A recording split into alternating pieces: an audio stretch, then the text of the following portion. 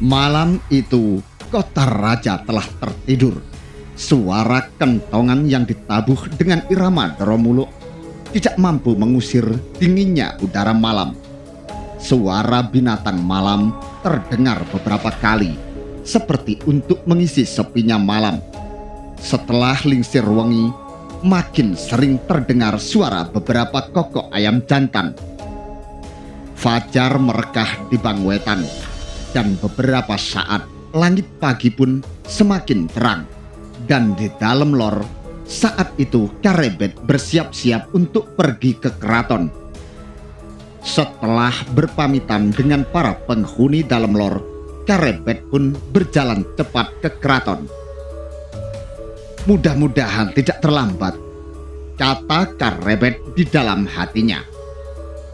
Ketika Karebet sampai di alun-alun, orang yang dinanti ternyata belum kelihatan.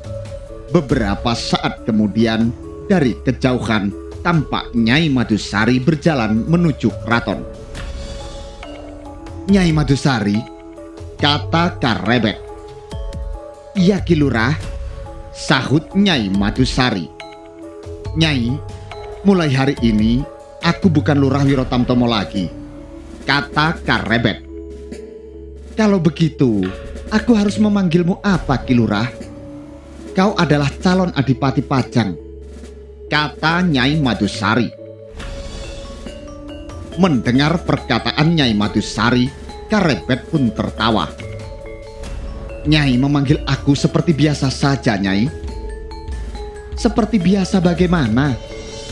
Kau adalah seorang calon Adipati Pajang," kata Nyai Madusari. "Sekarang masih belum menjadi adipati, Nyai," kata Karebet. "Tapi," kata Nyai Menggung. "Yang biasa saja, Nyai," kata Karebet. "Iya Ki Lurah," kata Nyai Madusari. "Panggil aku Karebet," kata Karebet. Iya Karebet," kata Nyai Madusari. "Nyai, besok lusa aku berangkat ke Pajang," kata Karebet. "Lusa? Cepat sekali," kata Nyai Menggung. "Ya, lusa, pada hari Respati Jenar," kata Karebet. "Ya, nanti aku sampaikan kepada Gusti Putri," kata Nyai Madusari. "Nanti kalau Gusti Putri sudah menikah, aku akan diajak pindah ke Pajang." "Kau akan diajak ikut pindah ke Pajang, Nyai?" tanya Karebet. "Iya, bersama anakku Menur," kata Nyai Madusari. "Iya Nyai, tidak apa-apa, terserah Gusti Putri saja. Nyai, hari ini dan besok aku akan ke Kadilangu, ke tempat Kanjeng Sunan Kalijogo," kata Karebet. "Nanti pamitkan ke Gusti Putri, aku akan dipajang beberapa condro, menunggu pembangunan dalam kadipaten sampai selesai. Tetapi kalau ada kesempatan, tentu aku kirim kabar dari Pajang," kata Karebet. "Ya, iya Karebet. Silakan Nyai masuk dulu ke keraton. Aku akan berjalan agak jauh di belakang Nyai," kata Karebet. Kemudian Nyai Madusari pun segera melangkah menuju ke keraton. Pada saat yang bersamaan, di dalam Suronatan, Ki Ganjur duduk bersila di hadapan Tumenggung Suronoto, minta izin akan pergi ke Tingkir, dan ia pun menanyakan kebenaran titah Kanjeng Sultan mengenai Karebet. "Ki Ganjur," kata Tumenggung Suronoto. "Iya Ndoro Menggung," kata Ki Ganjur. "Karebet memang akan diangkat menjadi Adipati Pajang, kemudian akan dinikahkan dengan Sekar Kedaton," kata Ki Tumenggung Suronoto. Ganjur menggeleng-gelengkan kepalanya. Betapa mengherankan, ternyata yang telah dikatakan Karebet semuanya benar. Hampir tidak mungkin. Kenapa Karebet bisa diangkat menjadi seorang adipati di Pajang, kata Ganjur dalam hati. Mengenai keinginanmu untuk pulang ke Tingkir, silahkan, semuanya terserah padamu, kata Tumenggung Suronoto. Terima kasih Ndoro Menggung, kata Ganjur. Kalau kau ingin menetap di Tingkir pun juga tidak apa-apa. Kalau kau ingin kembali ke kota raja pun juga silahkan saja, kata Ki Tumenggung. Iya Ndoro Menggung, sekalian minta izin, saya akan berangkat hari Respati Jenar bersama rombongan dari keraton. Nanti malam saya mohon izin supaya Karebet bisa tidur di ruangan saya, karena dia sudah tidak tidur di dalam lor, kata Ganjur. Ya, silahkan saja Ki Ganjur, kata Tumenggung Suronoto. Setelah semuanya selesai, Ganjur pun pamit dan segera akan mulai pekerjaannya, merawat tanaman di dalam Suronatan. Di halaman keraton, Karebet yang sedang berjalan menuju ruang Wiro Tamtomo telah bertemu dengan Tumpak yang sedang berjaga di pintu menuju ruang dalam. Ki Lurah Karebet, aku ingin bisa ikut berangkat ke Pajang, kata Tumpak. Ternyata kabar Karebet akan diangkat sebagai Adipati Pajang sudah tersebar hampir ke semua prajurit Demak. Tumpak, aku bukan seorang Lurah Wiro Tamtomo lagi, kata Karebet. Ya Karebet, aku tahu. Aku menjadi agak canggung karena sebentar lagi kau akan jadi seorang adipati, kata Tumpak. Tidak apa-apa Tumpak, namaku memang Karebet, kata Karebet. Lalu tentang prajurit Wiro Tamtomo yang akan ikut bertugas ke Pajang, aku ingin prajurit yang berangkat ke Pajang adalah aku Karebet, kata Tumpak. Ya, tapi yang menentukan bukan aku Tumpak, kata Karebet. Nanti aku akan menghadap Tumenggung Gajah Birowo, kata Tumpak. Ya, sekarang aku akan menuju ke ruang Wiro Tamtomo, kata Karebet. Karebet pun segera berjalan menuju ruang Wiro Tamtomo untuk mengembalikan pakaian Wiro Tamtomo. Setelah itu, Karebet pun berbalik, berjalan kembali melewati di depan penjagaan Tumpak, berbicara sebentar, lalu keluar dari keraton menuju desa Kadilangu. Ketika Karebet sudah menghilang dari pandangan, prajurit yang berjaga berbicara kepada Tumpak. Alangkah enaknya menjadi Karebet. Begitu mudah meraih Kamukten. Tidak mudah, kata Tumpak. Diperlukan ilmu kanuragan yang tinggi untuk bisa seperti Karebet. Coba kalau kita, apakah seorang diri mampu melawan seekor macan gembong, seekor buaya besar, atau seekor kerbau liar? Kau tahu, belasan prajurit Wiro Tamtomo maupun Wiro Manggolo tidak mampu melawan seekor kerbau gila yang mengobrak-abrik perkemahan di hutan Prawoto. 6 orang telah terluka, tetapi Karebet mampu membunuh kerbau itu dengan sekali pukul, kata Tumpak. Tumpak menghela napas panjang, kemudian ia pun meneruskan. Kalau tidak ada Karebet, aku bersama Ki Ronggo Pidekso sudah mati dibunuh kakak beradik Kelabang Ireng dan Kelabang Ijo. Temannya pun menjawab, ya, Kelabang Ireng dan Kelabang Ijo akhirnya dibunuh Karebet. Ya, ditambah satu lagi, keberuntungan, dan Karebet yang tampan pantas mendapatkan Kamukten itu, kata Tumpak.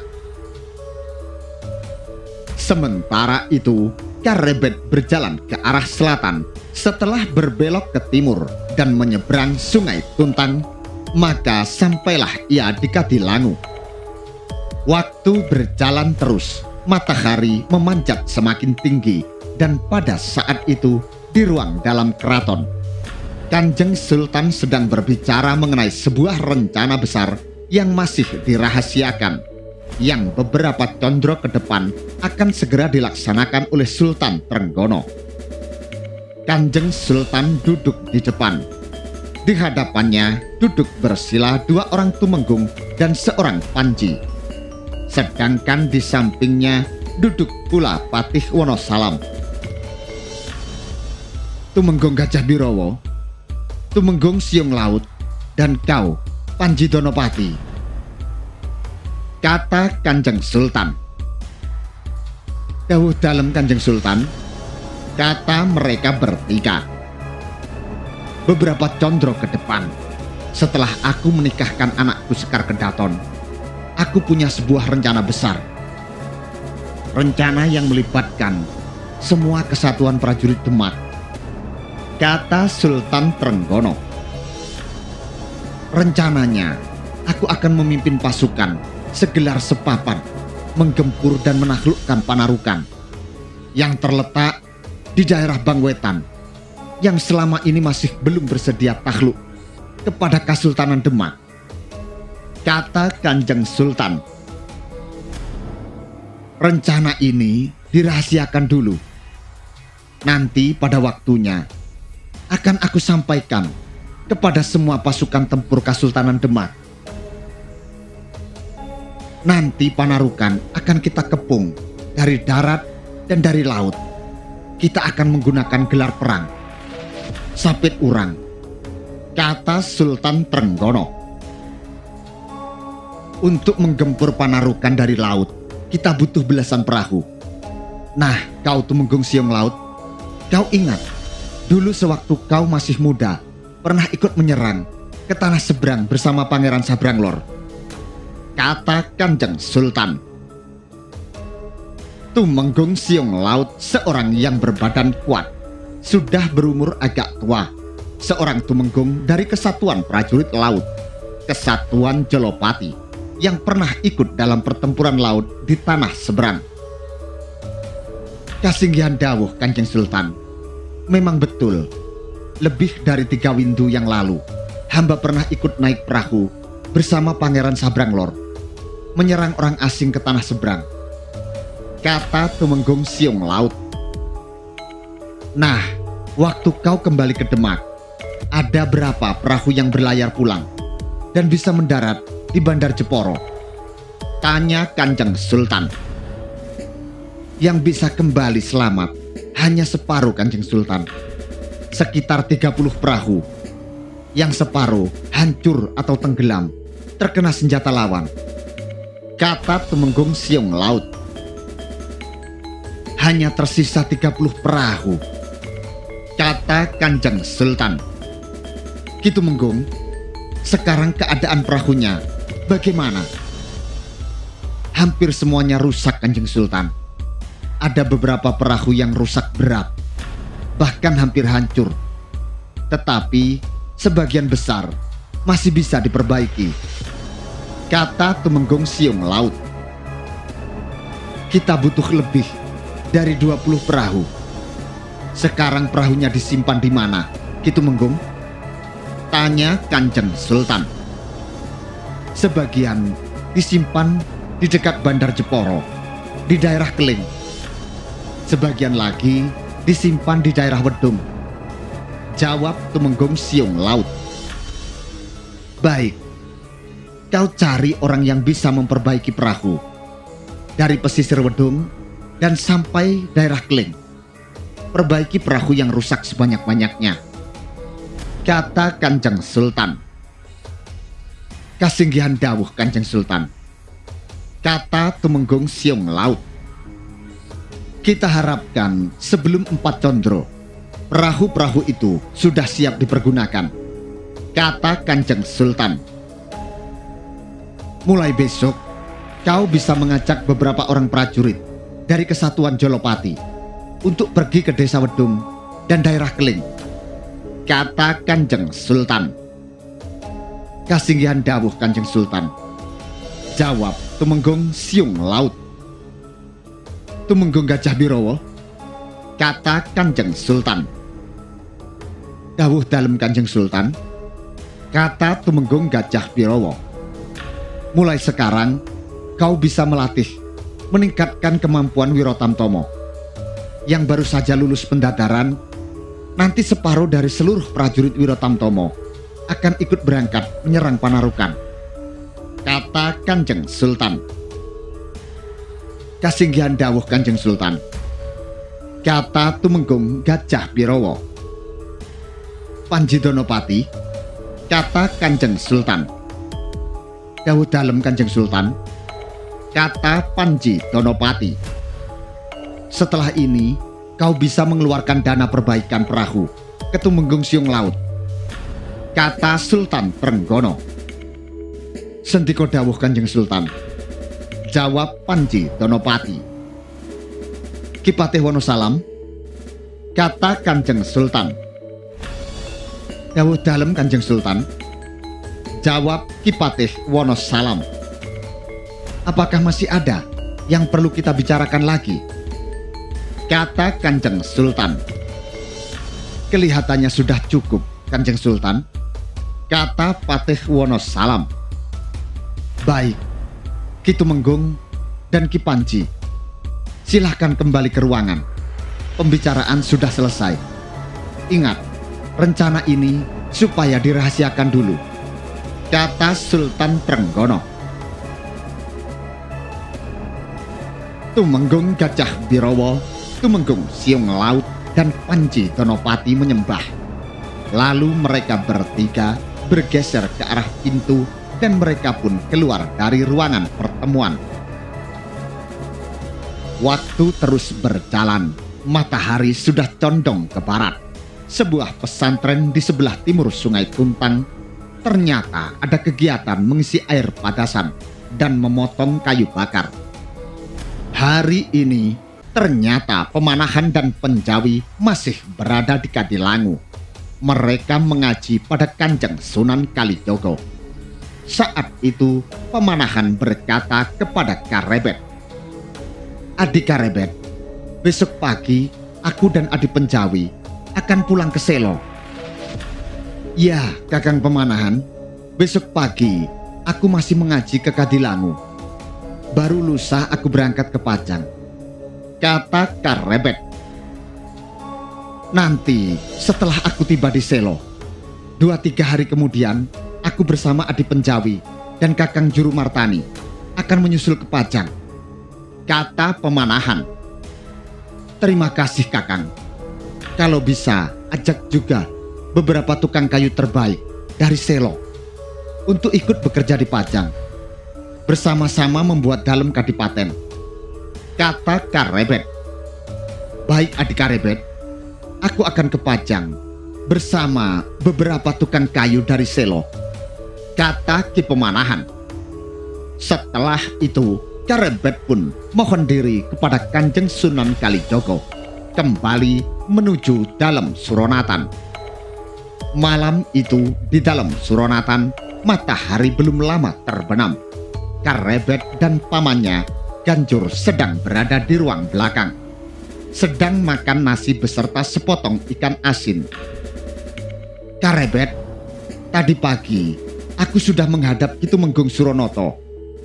Memang betul katamu, Ki Tumenggung bilang kau akan diangkat sebagai adipati di Pajang," kata Ganjur sambil mengambil sepotong ikan asin.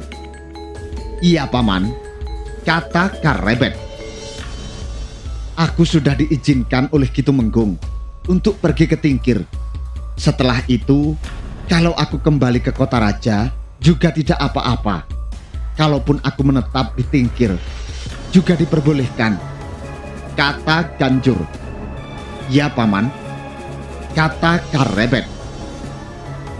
Setelah selesai makan, mereka pun duduk berdua di depan rumah. Dan mereka pun masih berbincang tentang keberangkatan ke Tingkir besok lusa. "Karebet, apakah jadi berangkat ke Tingkir pada hari Respati Jenar?" tanya pamannya Ganjur.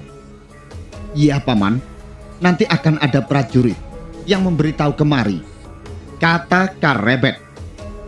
Perbincangan mereka berdua terhenti ketika dari jauh terlihat bayangan orang mendekat. "Siapa itu?"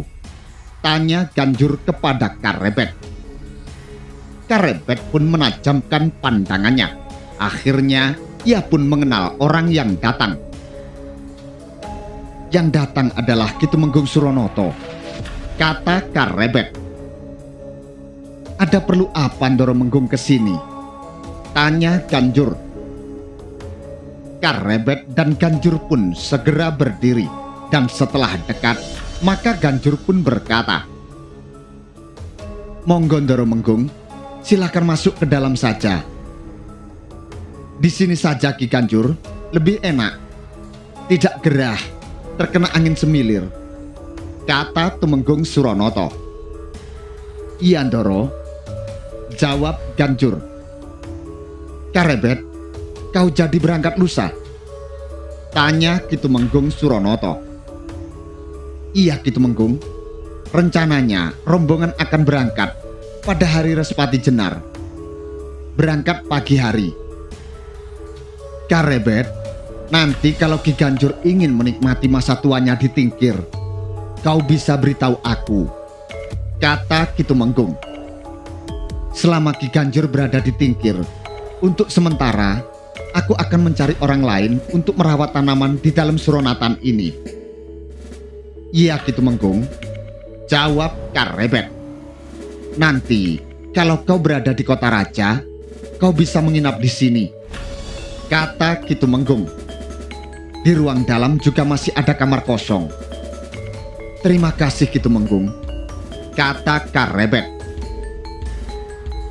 Hanya sebentar Ki Tumenggung Suronoto menemui Ganjur. Tak lama kemudian Ki Tumenggung pun kembali ke dalam utama Katumenggungan. Malam itu angin semilir bertiup agak kencang, membuat badan terasa dingin. Ganjur dan Karebet pun masuk ke dalam rumah. Ketika terdengar kentongan berirama Doromuluk, Ganjur dan Karebet pun telah terlelap tidur dibuai mimpi. Langit di ufuk timur berbias warna merah. Perlahan-lahan fajar pun terbit. Kokok ayam jantan terdengar nyaring. Langit semakin lama semakin terang. Karebet pun telah bangun dari tidurnya dan bersiap akan mandi. Ia pun berencana pergi ke Kadilangu, ke tempat Kanjeng Sunan Kalijogo. Matahari memanjat langit semakin tinggi. Ketika Karebet dan Ganjur akan melangkahkan kakinya keluar dari rumah, terlihat di depan pintu regol Suronatan, seseorang yang berpakaian Lurah Wiromanggolo memasuki halaman dalam Suronatan dan berjalan menuju rumah yang ditempati oleh Ganjur. Ketika Karebet melihat orang itu, ia pun segera mengenalnya. Seorang lurah dari kelompok prajurit Prabayasa, kelompok prajurit yang bertugas membangun dan merawat bangunan keraton yang termasuk di dalam Kesatuan Prajurit Wiromanggolo. "Ki Lurah Wiguno," kata Karebet sambil tersenyum. "Silakan masuk Ki Lurah."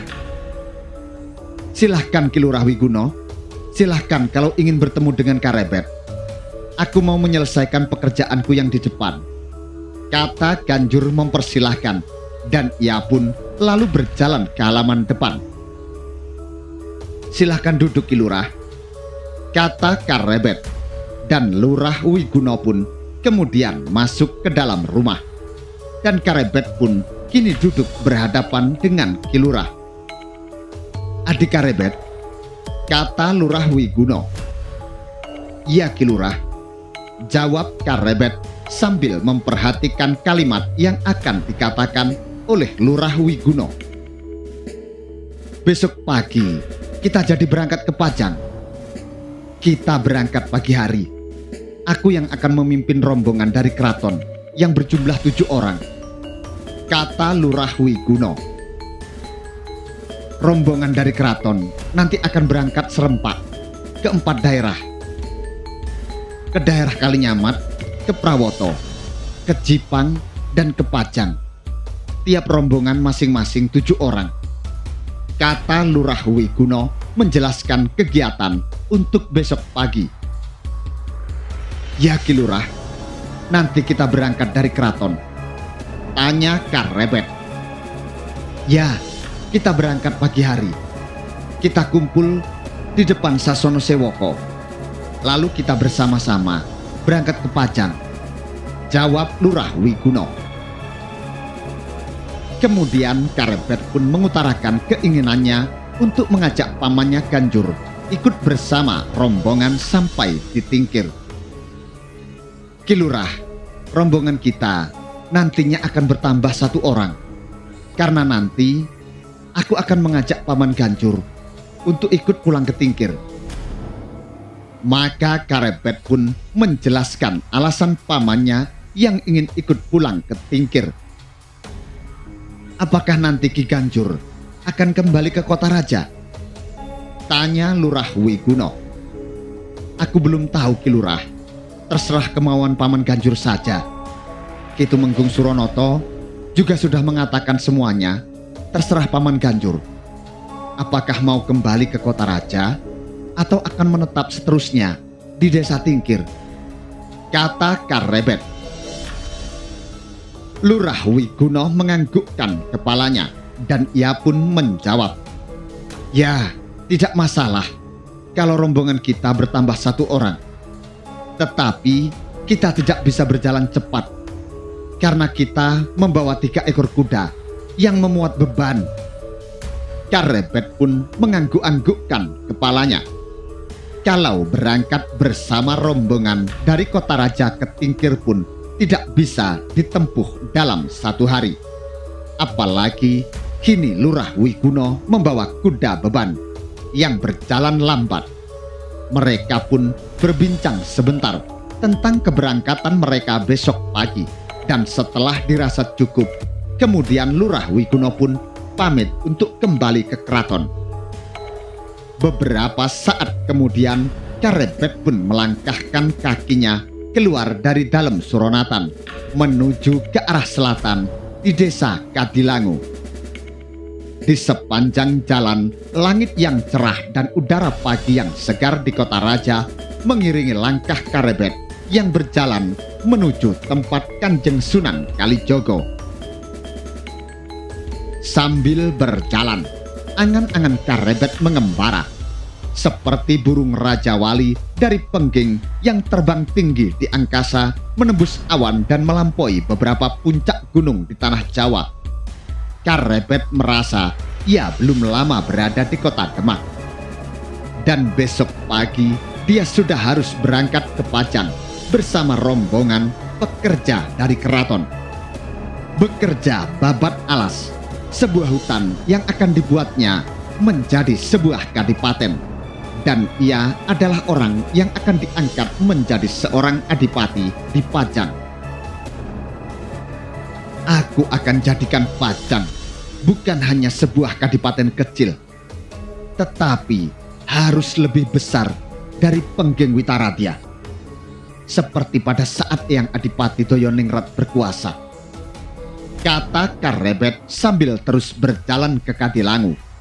Dengan langkah yang teratur, Karebet terus berjalan ke selatan, lalu berbelok ke arah timur. Lalu angan-angan Karebet pun masih mengembara melayang-layang, menukik ke bawah, kemudian terbang lagi menyusuri pantai.